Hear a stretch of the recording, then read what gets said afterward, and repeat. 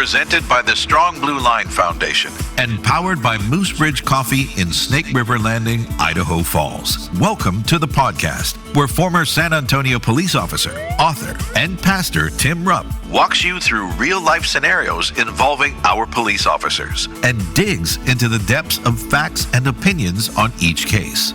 This is Cop Talk, and it starts now. Hello and welcome to the Strong Blue Line's Cop Talk. I'm Tim Rupp in the Rev.FM studio in another beautiful day, Gary. Sure is, Tim. In Idaho Falls. Here we are, right smack dab in the middle of summer, July the 10th. The middle. You know, when it's hit the 90s. Already. It's already hit the 90s a couple times this year. It has. But it's been nice. Hot. The 4th of July parade was last week, and here we are, people, you know, going to the mountains and enjoying the time. Yeah. And, oh, it's so hot here. I want to go to the mountains. Good and if stuff. you're listening from San Antonio, too bad. We know it's hot there. But you call us back in January when we're freezing, okay? Yes, you please. can make fun of us then, but right now we're making fun of you. So. And I'm in Miami, where it's probably hot. So. Exactly. Humid. Hot and humid. Okay, we got an interesting shooting to talk. A local shooting here, Gary. Yes, that happened a while back. So interested in this. But it's kind of interesting, anyways. Yeah. But before we get to that, let's honor our officers who were killed on this date in history. I have got Patrolman George Gillespie of the New York Municipal Police Force. End of watch, Thursday, July 10th, 1851. Woohoo! 1851. Wow. Patrolman Gillespie was attempting to restore order to a group of intoxicated sailors when the suspect attacked him with an iron cart rung.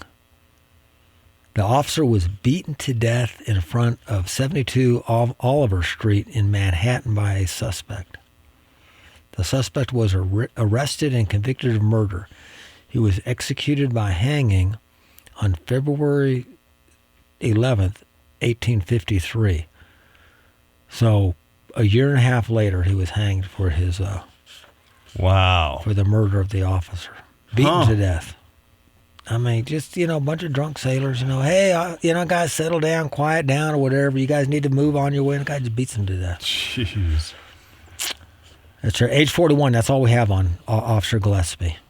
No other information. Even in 1851 or 41. 1851. 1851. People were. Gary. I mean. What has there ever been a time? There's nothing changes under the sun. No. Man's heart is deceitful above all things and desperately sick. That's why we need law enforcement. Yes. So this is Deputy Sheriff John Durham, Marion County Sheriff's Office out of Indiana. End of watch, July 10th, 23. So again, a year ago. Very interesting story. So Deputy Sheriff John Durham was returning a murder suspect from the hospital when the man violently assaulted him in the detention center's Sallyport. So that's the car. Yeah, that's where you pull in. Like you're pulling under the cover to get out of your car. That's Sallyport. Okay. So the prisoner, and this is horrible, the prisoner wrapped the handcuff chain around the deputy's neck, causing both to fall to the ground during the struggle. And as soon as Deputy Durham stopped moving, the prisoner unlocked his handcuffs, then stole one of the sheriff's vans. He crashed outside the complex during his escape attempt. The prisoner was taken to the hospital with minor injuries and is facing murder charges, which sounds like he was already a murder He's already a murder suspect. So it's one of them deals like, I've got nothing to lose. Yeah. And so he tries to escape. I just wonder, so no cameras. I mean, this was 23. So he stole a van. So it must have been in the Sallyport. But yeah. It's like, no cameras? Unless it was his. I guess it was at the, well. But I mean, crash it right away. It could have been cameras, you know. Centers. Yeah. So who knows? Very interesting. Age 61. So tour of 38 years. Wow. So older gentleman. But so, you know, nearing retirement. It's horrible. Yeah, terrible. July 10th. Hey, and before we get into this, Strong Blue Line Foundation, we're going to be hitting the road Yes. again. So we've gone a lot of places and done a lot of things, but so we're looking forward, Gary, to going to, like I said last time, we're going to be going up to Protector's Peak to do a retreat up there for military guys. Fun. You guys have been up there before. Yes, we have, and it's up in the St. Joseph Mountains. So it's a nice place, and they do these retreats for officers and firefighters and spouses and military retreats also. And it's free to the people who come there. All you got to do is get there. Huh. And so it's pretty cool. That is really cool. And it's up there in the mountains. And it's a former officer or a current. Yeah, he's retired. He retired last year. Okay. So almost a year ago, Nate Harder, Nate and Becky Harder. Nate was a chief of police in the Minneapolis area. Yes. Is where he retired from. So very cool. Yeah. So we're going to be going up there, but we need help funding and stuff and doing this. We go around the country. We'll be in the fall. After that, we're going to be traveling to Iowa, Minnesota. We're going to be going over to Tennessee. We'll be down in Texas later on, and so we're going through all these places. We may even stop in Albuquerque, New Mexico, and do some work there. And so, but all this costs money. They're traveling and things like this. Right. So if you'd like to help us do that, if you'd like to support the Strong Blue Line Foundation, we talked last time.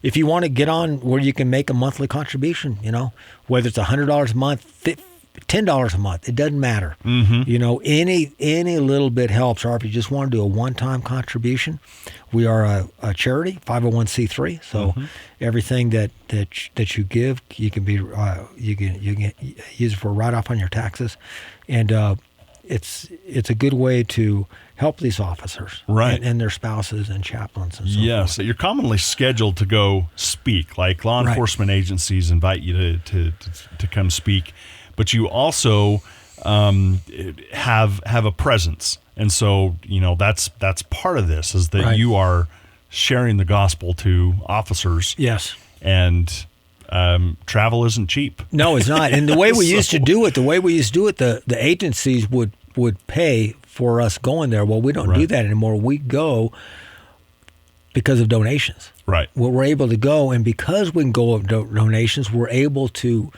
be a lot more freer with what we do share because the government's not paying for it. And so, good point. So we're going there, and we can share with the officers, and we can give them the real hope that they need. That's the hope of the gospel, the hope in Christ. So it's not just, we're going there. Thank you guys for your service. We're behind you. We back the blue, and here's a free meal.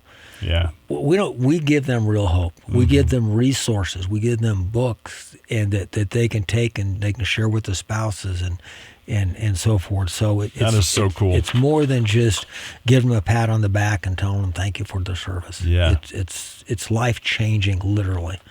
So it's very important. Anyways, StrongBlueLine.org. The StrongBlueLine.org. That's it. StrongBlueLine.org. And if you have any questions, obviously you can always contact me here at coptalk@therev.fm, and I'll get back with you if you have any questions. Just let me know. So we're going to talk about this case, Gary, and this is the civil lawsuit. Now, what had happened, this we're going to talk about, but this originally happened in 2020, September of 2020. Oh. So this was at the end of that summer of 2020, okay, with all that mess going on around the country. Yes. And so I want to just read this, and this comes from EastIdahoNews.com, and the title is Judge rules partially in favor of defense's motion in deadly force lawsuit. So this is a civil lawsuit.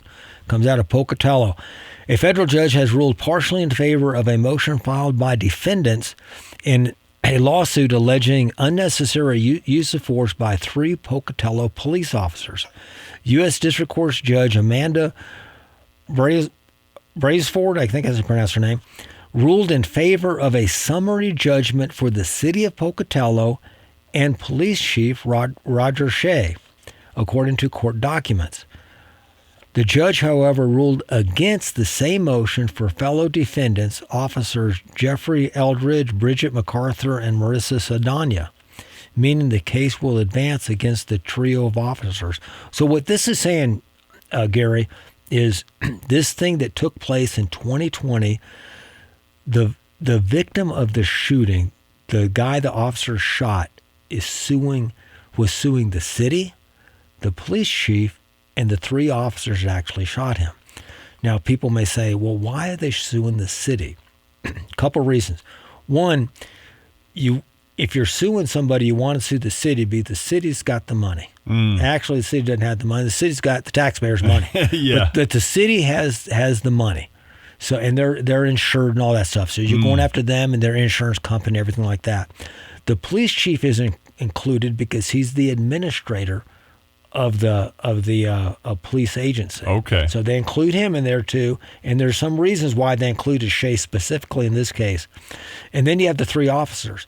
And what happened is the 5 defendants, they're defendants because it's a civil lawsuit. The plaintiff is the one who was shot. Okay. So although he's the victim, if you will, he's the plaintiff in the civil lawsuit.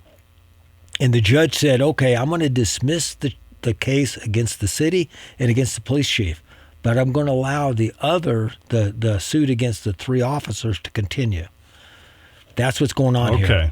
Now, the guy who was shot, his name is Jake Schiller, and it says Jake Schiller, who was being pursued by multiple law enforcement agencies, was paralyzed when he was shot 5 times by Eldridge, MacArthur, and Saldana on September 25th, 2020. So he's suing the 3 officers now. He was wanted for a home robbery during which he was reported to have taken firearms, one of which he used to threaten the homeowner. So this guy who's doing the suing, Gary, is not your Boy Scout. No. Okay? That's yeah. Officers found him several hours after the robbery, so this is hours after the robbery, near the Outback Golf Park driving range. According to police reports, Schiller did not follow commands to get on the ground with his hands in the air. Instead, he assumed a shooting stance as if he was reaching for a gun. Mm-hmm. So that's according to the police. That's what happened. So you got this guy who's wanted for a home robbery. Mm-hmm. They know he stole guns. He threatened the homeowner to shoot this homeowner. So he ran. They catch up with him.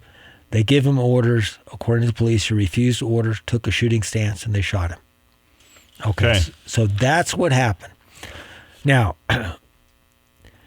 after the officer shot him several times, they immediately rendered medical aid and discovered that he was unarmed.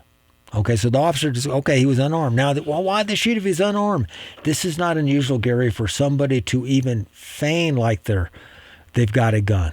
Mm-hmm. Some of them do it just to get the officers to kind of like play games with the officers, which is kind of stupid. That is stupid. Others people do it intentionally to get shot because they want to commit suicide by cop. Mm-hmm. But for whatever reason, that's what the officer said he did. They found out he was unarmed. When they went to render medical aid to him. Schiller claims in the lawsuit that he informed the officers he was unarmed and was walking backwards toward the officers as he was commanded. But he added there was some confusion as to the 3 officers were issuing separate and contradicting commands. So Schiller said, well, I actually had my hands up and I was walking backwards, but I was a little bit confused, so they shot me. Yeah, that is not right. According to the motion ordered from the judge filed on June the 12th, remember Shea is the police chief. Okay. The police chief's role as alleged in the lawsuit. So this is what Schiller was saying. The plaintiff saying that the chief was protecting the officers and allowing them time to coordinate their stories before being interviewed was not properly supported. So what the plaintiff said is, well, the chief allowed all these guys to get together and talk to each other and get their stories straight. And they said, no, that didn't happen. Mm-hmm. See, what happens, Gary, after a police officer involved shooting like that, officers are separated, just like witnesses and everything else. They're separated. They cannot talk to one another. And so the judge said, that didn't happen. The judge also found no proof to support the claim that Shea of the city of Pocatello should have been should have known unnecessarily force would have been used by the officers. So what the judge is saying, that if these officers did in fact shoot an unarmed man and they knew they were shooting an unarmed man, you can't hold the city responsible because the city doesn't train officers to shoot unarmed men. Okay. That's what that's saying. So the judge is saying, no, that the chief's not responsible, nor is the city liable.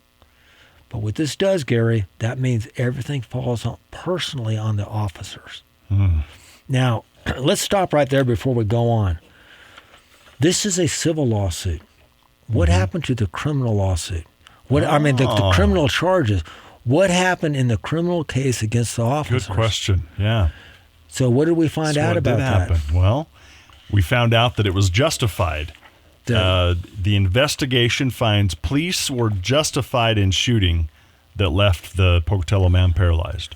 That was the title of the article that we had just read. And that was actually decided in 2022, September 2022. Right, yeah. So 2 years after the shooting, the officers were found to be justified in their use of force.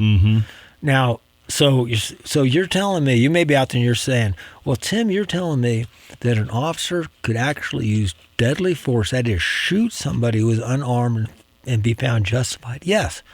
Circumstances always dictate the things. Exactly. The action of what he was doing, that is the suspect, what he was doing, caused the officers to believe that they were in fear for their lives.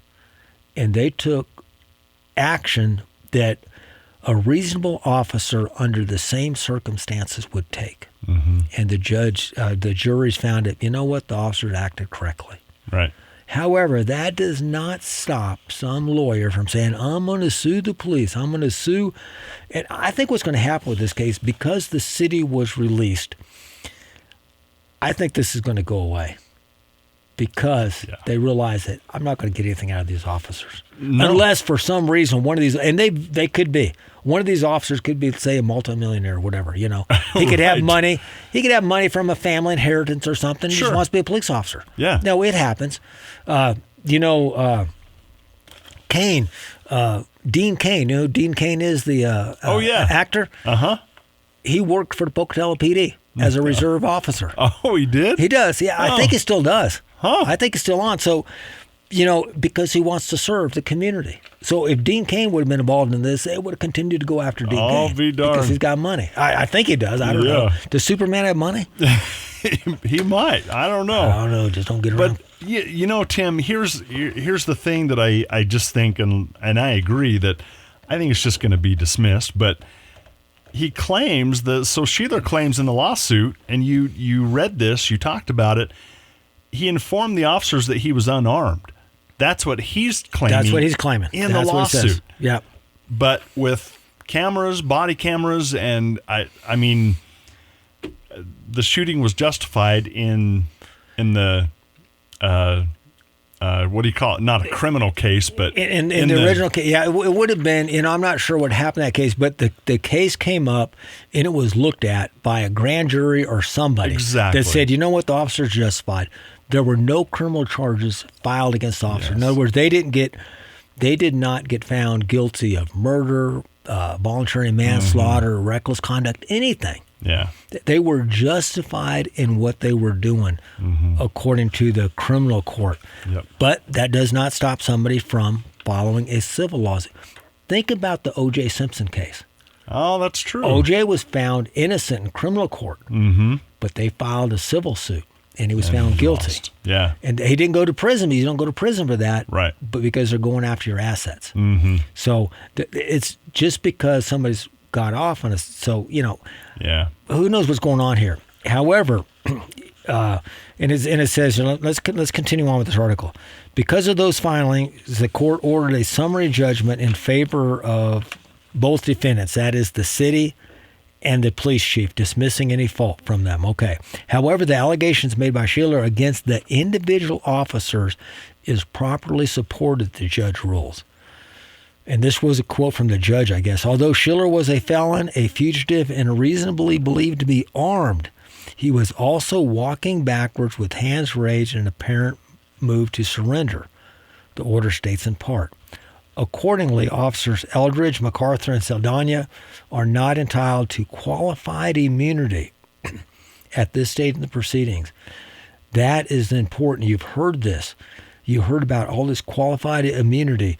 Is that officers, if they're acting under the color of law, that is in their position as a police officer, they are afforded qualified immunity. You cannot sue them personally. But the judge is saying here, not yet.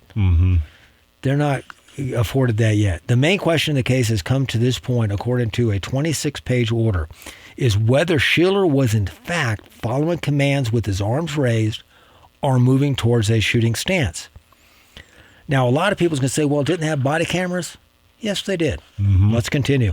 Despite the involved officers recording the interaction with body cams, the recordings are made in such poor quality, Schiller's action cannot clearly be deciphered. Documents show neither can his announcement, which he alleges that he was unarmed. So here's the problem, Gary. Right down to it, technology has failed us. There's no recording. But here's what you have. You have a suspect who just made a home invasion, stole firearms, threatened the homeowner to kill him with the firearms. He runs from the police. The police chase him down. You have 3 officers, all 3 knowing they have body cameras on them, calling this guy back. He says all 3 of them just tried to assassinate me.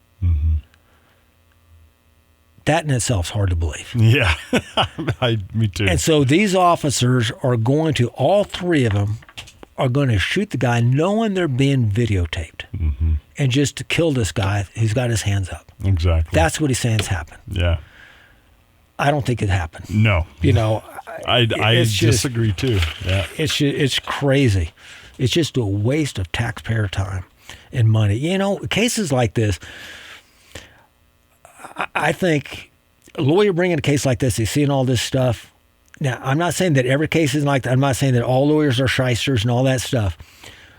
But I think if it turns out to be this is a ridiculous case, you should have never brought it, the lawyer should be responsible for court fines. Yes. And being fined for bringing cases. Now, if it's found out that, okay, it's believed that the lawyer, thought it was a good case, then that's fine. I'm not saying to do that because I want to be able to, there needs to be justice. But this is just, anyways.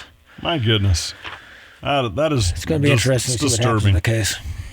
It is very disturbing. Yes. Good article, though, Tim. Yeah, it's an interesting, and it's just to know, this has been going on for 4 years. Yeah. And these officers, they're back on the job doing all this stuff, but this is still hanging over their head. When you have that, you ever wake up anxiety at night and you're thinking about something? Oh, did I make that car payment last month? I think I forgot that. Or, just something like that little. This is looming over all the time. It's got to be disturbing sleep and things like that, causing tension in marriages and stuff. Yes. Yep. It's a terrible thing. Anyways, thanks for listening in. And as you can tell, we cover a wide range of topics here. If you have a topic or question you want to address on Cop Talk, send me an email. You can email suggestions, questions, comments, or complaints to coptalk@therev.fm. That's coptalk@therev.fm. And I forgot to mention, you can find archived. How do you say that, Gary? Archived. Cop Talk on Amazon, YouTube, Apple, and Spotify podcast platforms. Aside from the good book today, be assured an evil person will not go unpunished, but the offspring of the righteous will be delivered. Thank you for joining us and help us make the thin blue line a strong blue line. Cop Talk is presented by the Strong Blue Line Foundation and sponsored by Moose Ridge Coffee in Snake River Landing, Idaho Falls. Questions and comments are always welcome by email to coptalk@therev.fm. Listen, follow, leave a review, and share this podcast on Spotify, Apple Podcasts, Amazon Music, or YouTube. And visit thestrongblueline.org to learn how you can be a supporter. Cop Talk is a Rev FM production, produced and edited by Gary Austin. Thank you for joining us on Cop Talk.